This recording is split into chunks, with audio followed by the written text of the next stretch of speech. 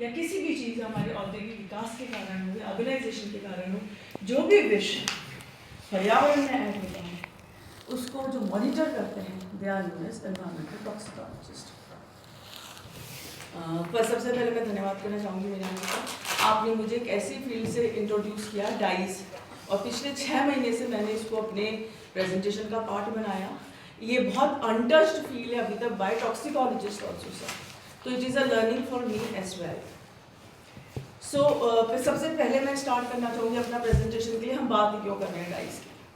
What is the importance of dyes in our life, क्या ज़रूरत है हमें इस बारे में बात करने की, क्यों ये प्रोजेक्ट बनाया गया, यहाँ से और फंडिंग के लिए लिया गया। बेटे फोटोग्राफ ले लेना। फोटो ले नहीं चुके। सो डाइस जो है वो हमारी ज़िंदगी में रंग भरती है। They are responsible for adding colours to our life, either in the form of clothes, either in the form of shoes, either in the form of food, anything.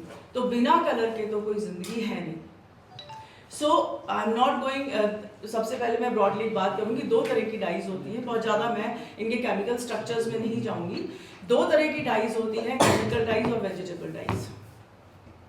Chemical dies वो होती हैं जो लैब्स में बनाई जाती हैं, vegetable dies वो होती हैं जो प्लांट से हम एक्सट्रैक्ट करते हैं और उन्हें यूज़ करते हैं। सो जो केमिकल डाइज होती हैं definitely for 100% they are very harmful to us in any way, चाहे वो फूड में ऐड हो रही है, चाहे वो हमारे कपड़ों में ऐड हो रही है। अगर ये कपड़ा डाई किया हुआ है और हमने पहना है तो हमें इस बात को ध्यान करना चाहिए कि जो हमारी स्किन है ये सेमी परमिएबल मेम्ब्रेन है, वो माइक्रो मॉलिक्यूल्स इसके अंदर जाते हैं।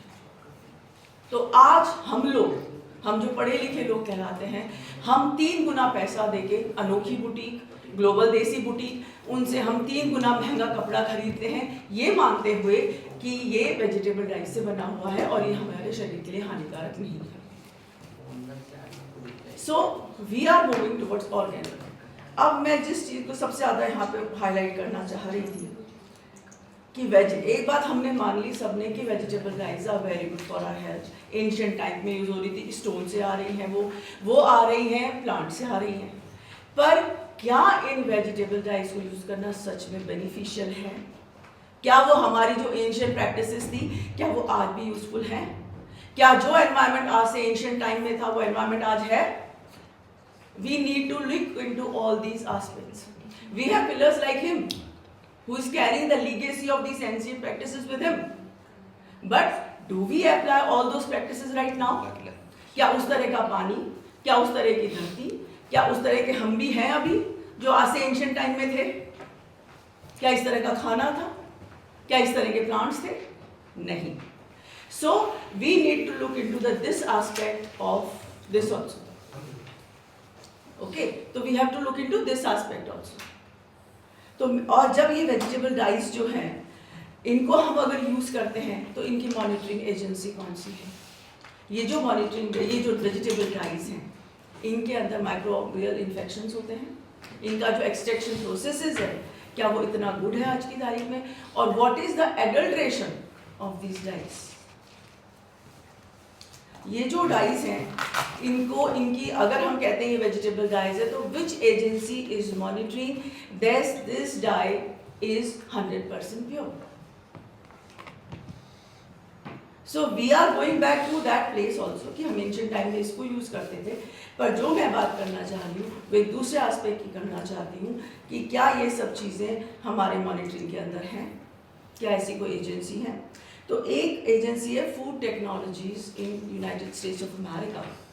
वो फूड साइंस करके सर एक बुक निकालती है और एक जर्नल भी निकालती है।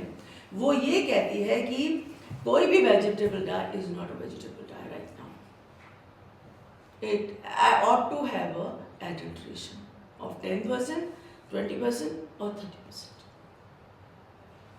So these are the certain things I wanted to bring to your kind notice.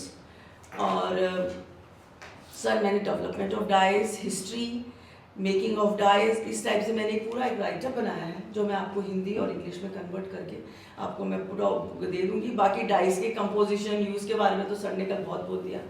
एक बार दोबारा बोलना, अमेरिका वाला। अमेरिका वाला सर अमेरिका में एक एजेंसी है फूड टेक्नोलॉजीज, जी। वो एक जर्नल निकालती है फूड साइंस। जी वो ये कहती है कि कोई भी डाई वेजिटेबल डाई नहीं है, it ought to have an adulteration of 10 to 30%। और एक आर्टिकल है, आपको मैं व्हाट्सअप करूंगी सर, आप उस आर्टिकल को पढ़िएगा and you can contact the author's also. Thank you. तो और डाइस के बारे में तो सर काफ़ी कुछ बात हो चुकी है।